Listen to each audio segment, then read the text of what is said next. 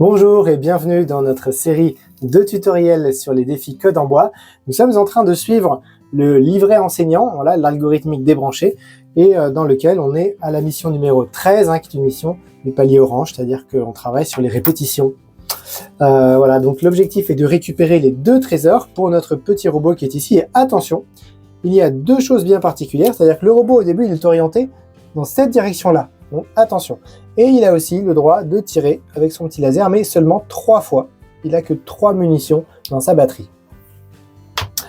Mais bon, ça devrait suffire, parce qu'il n'y a qu'un seul ennemi qui se trouve là. En revanche, comment est-ce qu'on peut faire? Il y a quand même pas mal de cases à parcourir. Le parcours est un petit peu biscornu. Donc là, comment est-ce qu'on peut réfléchir à ça? Donc, l'astuce, un petit peu qu'on peut donner aux enfants, c'est qu'on va essayer de trouver les symétries. Quels sont les motifs qui se répètent dans notre labyrinthe qu'on pourrait exploiter peut-être pour donc répéter un certain nombre d'actions plusieurs fois. Alors là, ce qu'on voit, c'est qu'on a des tronçons. Hop, 3 cases, encore 3 cases à parcourir, enfin pardon, 2 cases, encore 2 cases à parcourir et encore 2 cases à parcourir. Est-ce qu'on pourrait pas peut-être faire une répétition où chaque tronçon on ferait la même chose? C'est pas évident parce que il n'y a pas tout à fait la même disposition d'éléments. Donc allons-y, on va essayer. Mettons qu'on fasse une répétition 3 fois, d'accord? Ben, la première action elle va être de pivoter vers la droite puisque déjà on est mal positionné, donc on y va, on pivote à droite. La deuxième action, on va pouvoir avancer 2 fois. Et puis ensuite, on va creuser. Alors, on va y voir si on essaye ça. Donc je pivote à droite, j'avance et je creuse. Ok. Je pivote à droite, j'avance et là je meurs. Et là il faudrait en fait avoir tiré déjà sur l'ennemi. Mais le problème c'est que là on n'avait pas d'ennemi. Mais à la limite c'est pas grave. C'est pas gênant de tirer dans le vide après tout. On risque pas de détruire le trésor puisqu'il est enterré. Donc on y va, on va tenter de mettre un tir juste après le pivot là, comme ça. Et on va voir ce que ça fait. Donc répète 3 fois le motif suivant. Je pivote à droite, je tire, bon ben voilà, action inutile, mais bon il faut bien qu'elle soit là. J'avance et je creuse. Voilà, ben ça c'est bien, déjà j'ai mon premier trésor. Ensuite on recommence, on refait encore une fois la même chose. On pivote à droite. Ah ben c'est pas mal ça, du coup hop. Et là on tire, ok, donc on va pouvoir détruire notre ennemi. J'avance et je creuse.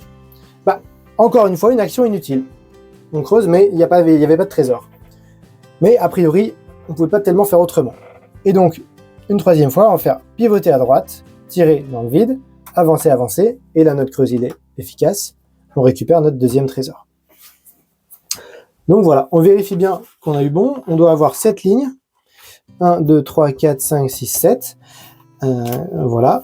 La difficulté, là, c'est un programme où il y a besoin d'un petit peu d'astuce, évidemment, parce qu'il faut trouver le bon motif. Il faut voir qu'il y a cette sorte de répétition de motifs, de symétrie. Et donc, les élèves, ils vont en général galérer à trouver ça. Donc, il faut les aiguiller un petit peu. Ils vont pas forcément tirer au bon moment ou pivoter au bon moment.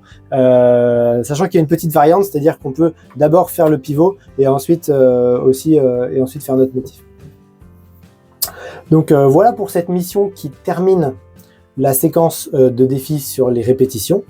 Ça ne veut pas dire qu'on ne va pas en utiliser après, en fait on va quasiment tout le temps en utiliser à partir de maintenant, mais bon, on a quand même bien travaillé dessus, elles sont acquises. On va pouvoir aborder un nouveau concept qui est le concept de capteur booléen, de valeur booléenne, c'est-à-dire de vrai-faux. Ce concept il est important parce qu'il va être nécessaire à la fois dans tout ce qui est condition et également dans tout ce qui est répétition, tant que jusqu'à ce que. Donc, sachant que là où vous en êtes aujourd'hui, vous avez grosso modo, vous avez fait le programme du cycle 2 sans problème sur ces compétences-là, les compétences de séquences d'instruction, etc., de répétition, et même de cycle 3. Donc, sachant que tout ce qui est si, sinon, etc., conditions, les boucles tant que, c'est plutôt pour après le collège. Voilà, donc merci de nous avoir suivis et attention parce qu'après, on attaque avec des choses un peu plus difficiles.